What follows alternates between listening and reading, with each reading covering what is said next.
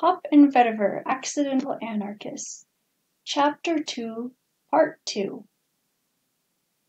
"Come on," Hop commanded. His voice seemed to fill Vetiver's head, and she obeyed, walking through the front door once more and not pausing until she reached the street. "What were you doing? If he had seen us, we would have been completely shut down." Vetiver waved the map and brochures above her head.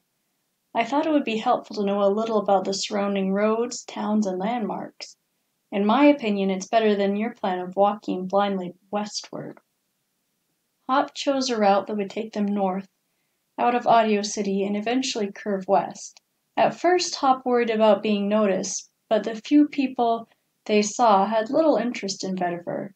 When she strode by a laundromat, the cluster of people smoking near the entrance gave the lone child a glance without breaking their slow, weary conversations. "I thought someone would notice a kid wandering around," he huffed. "It's a jungle." "Those people don't pay attention to me because I'm muffling my presence with a kunoichi stealth technique," Vetiver explained. "What? What does that mean?" "Cricket, my friend from Bleaksilver, taught me. It won't work if you act like you aren't there. You must not be there. You must become the shadow, the wind. Cease to be. Also, avoid eye contact without seeming to." "Whatever you say." "Believe what you want. It works." "It doesn't work all the time. I'm pretty sure that car is following us." Vetiver glanced behind her. A dirty black car without any license plates inched along the side of the road, drawing nearer as she watched. Vetiver's skin went icy cold, and her muscles and tendons tightened. Though she tried to keep her stride natural, she felt stiff and tense. The car passed her, then coasted several yards to a smooth stop. It sat there, purring, waiting. Vetiver wasn't sure what to do, so she kept walking, angling for the far edge of the sidewalk. The obsidian-tinted window slid down, and a young man's face peered out. "Hey, little girl, do you need a ride?" "No!" Vetiver snapped, more forcefully than she'd intended. "Need some help, then? I can call the police if you're in some kind of trouble." Vetiver continued to avoid eye contact. "No, I'm fine, thank you." "Are you running away? I could take you to a safe place to stay for the night." Vetiver glared at the speaker. "I said, oh, I know you." Flattered. It was the boy from the concert. He had a smudge of dried blood under his eye. "Can I give you a lift?" "Why did you grab me?" Vetiver flushed red and stopped walking. "Your family looks so uncomfortable, and I wanted you guys to loosen up and have fun. Especially you. A kid your age is too young to be all snooty and boring. Speaking of which, are your parents looking for you?" "Yeah, I'd better get going." Vetiver resumed walking. "That guy is creepy," Hop warned. "I wish you'd ignored him. I think he's talking to someone else in there." Vetiver heard the car door open. "Run!" She complied, her knees slamming into each other as she fled. Fear dulled her senses and stole control of her limbs. Her heavy bag jounced against her side. Footsteps charged down the sidewalk behind her. A hand caught Vetiver's vest, and she fell, twisting in midair so her back wouldn't be exposed. "Relax, relax, stupid," her pursuer rasped. "We're not going to eat you." Vetiver tried to place the husky female voice as she was hoisted across a pair of pointy shoulders. Where had she heard it before? "Do something! Bite her! Scream at least!" "What's going on?" Vetiver cried as they neared the car, but her voice was muffled by strands of bushy pink hair. "Haven't you heard of human trafficking? Can you reach her eyes? Her eyes!"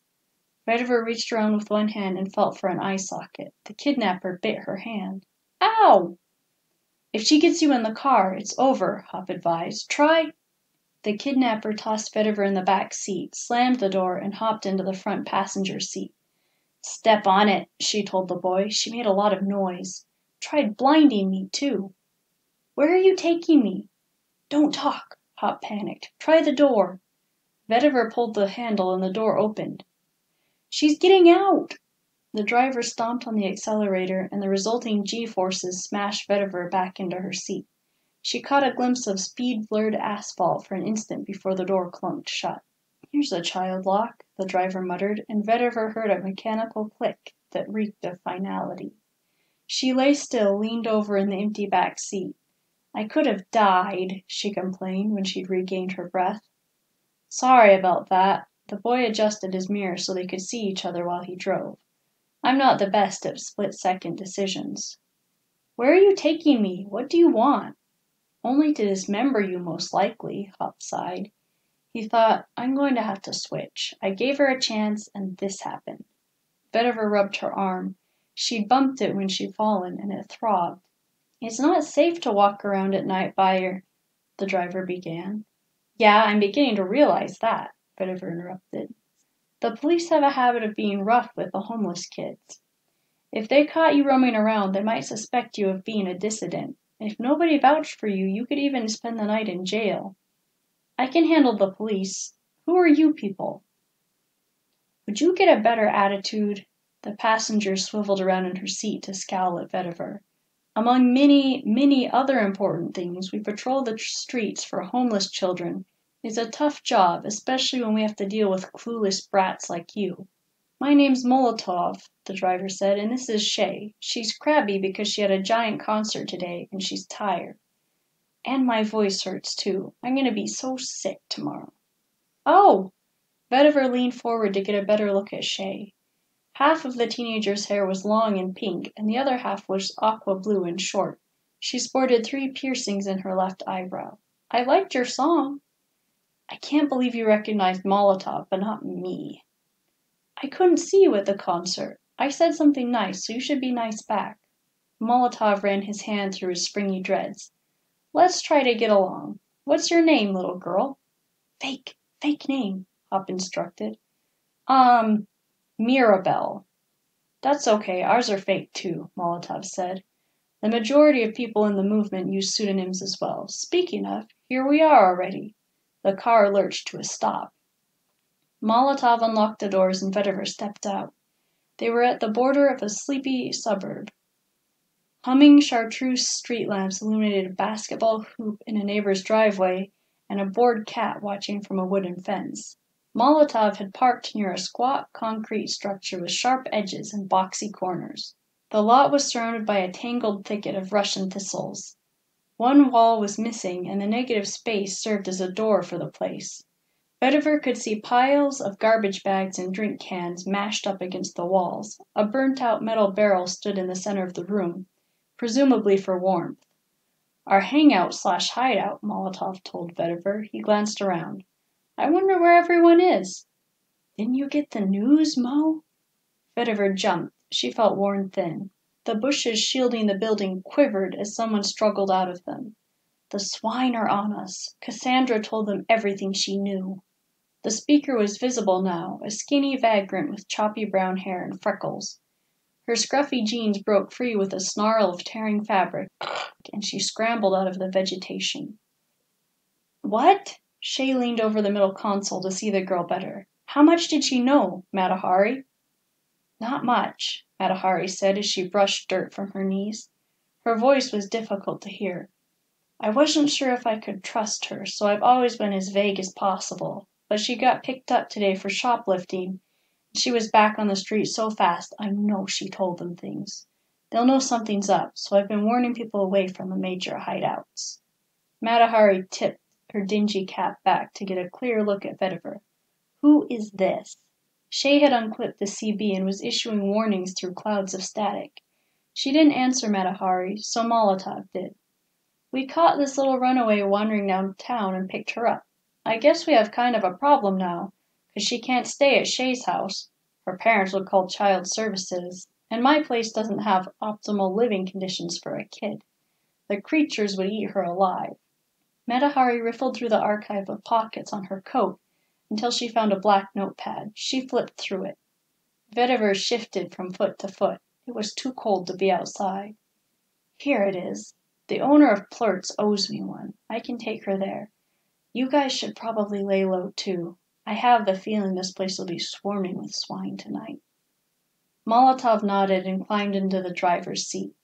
He waved at Vetiver, then closed his door and backed down the narrow drive. Come on, unless you want to sleep here, Matahari grunted. She walked behind the building, and after a moment, Vetiver followed her. Matahari indicated that Vetiver should help her pull a tarp off of a bulky object. It was even darker behind the building, so Vetiver couldn't see what it was until Matahari wheeled it into the light. "It's like my child," she said, gesturing at the low-slung, drab-green motor scooter. The paint was dented, bubbled, and traversed with scratches, but it had also been recently waxed. The leather seat, though faded with wear, was well oiled. The scooter coughed and belched out 2 clouds of smoke when Matahari turned the key, then settled into a steady put-put-put. "Hop on," she commanded Vetiver. Vetiver did so, taking pains not to swipe the seat with her shoe as she swung her leg over. She grasped folds on both sides of Matahari's coat. "That's great, if you're okay with falling off," Matahari remarked over the engine noise. "I don't have lice." Though she wasn't sure Matahari was telling the truth, Vetiver wrapped her arms around her bony waist. They nearly slammed into a patrol car as they left the mouth of the driveway. She twisted her head back to look, but the car didn't follow them.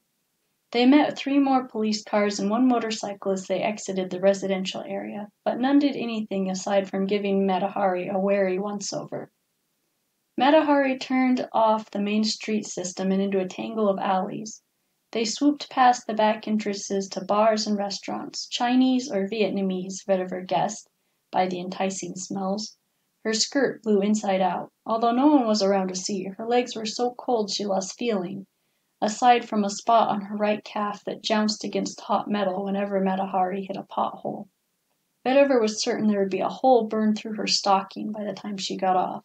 For the first time in a while, Hop relaxed. Riding on the scooter made him feel safe.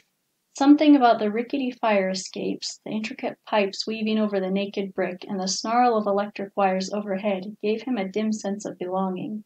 Some part of him, maybe his subconscious, felt at home here. The feeling was almost a memory, but when he tried to grasp it, it slipped away. Matahari took a left, merging onto a wider street. Her scooter slowed and rolled to a gentle stop in front of a white building. Unlike the surrounding brick structures, it was solid concrete, painted white. "Flirt's Microtel," Matahari said.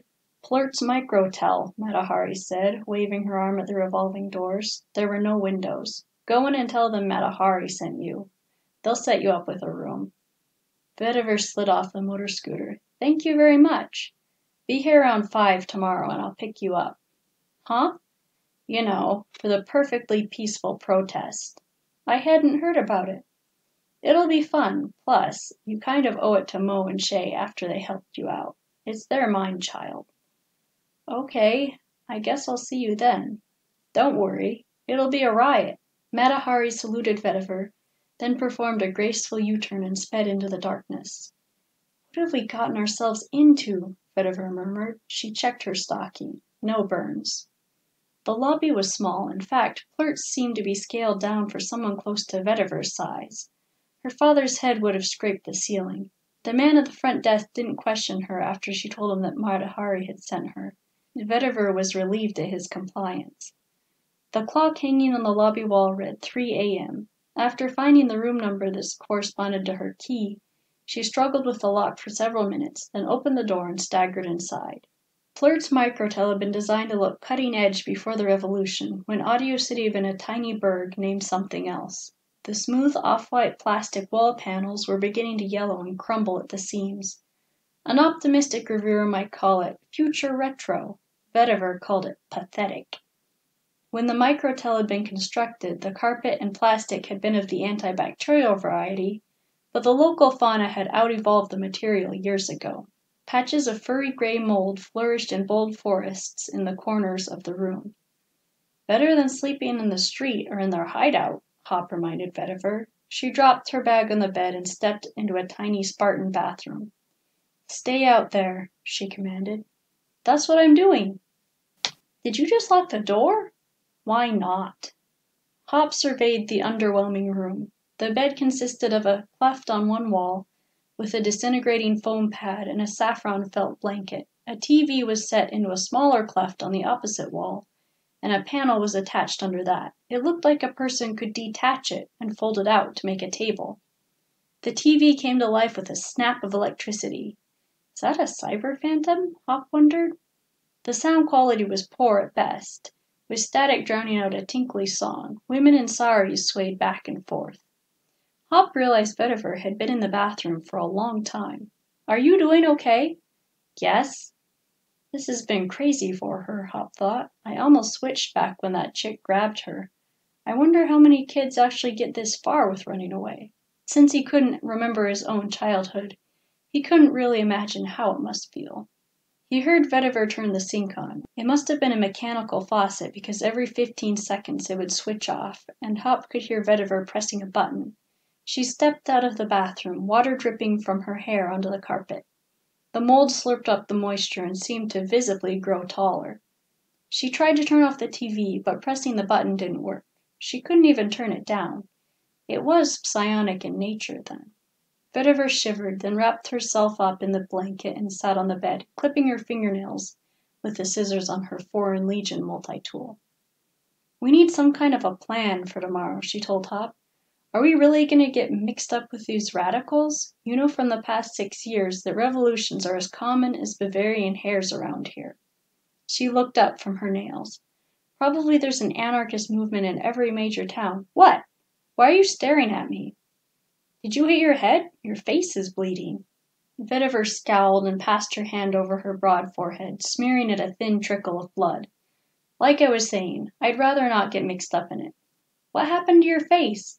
It's not relevant. If we actually lived in this city, it would make more sense, but as it stands... Come on, what happened? Vetiver reddened. Would you please quit? It's called acne vulgaris, and I really don't want to talk about it. Vetiver rubbed her skin, grinding the blood into scabby crumbs. My complexion suffers when I'm stressed, and then I get even more stressed about my complexion. If you could possibly try not to contribute to that personal vicious cycle, I'd appreciate it. Sorry. I didn't realize you were that stressed out. Maybe you should sleep. Will do. Vetiver turned out the light, then tunneled into her blanket. Hop had spent the night in thousands of dull places in the past 6 years, but Plurt's microtel was one of the worst. Not only was the room dark and stinky, but it was also situated near an interesting street with no windows. Hop heard sirens about 2 hours after Vetiver turned out the light, but he couldn't tell what was going on. The TV flickered on and off, but none of the shows were very good. One seemed to be a numbers station. A bored female voice recited, 232, 36, pineapple, 0, 0, 128, 905, toadstool, 0, through a screen of static. She droned on for several hours according to the alarm clock, though the device was probably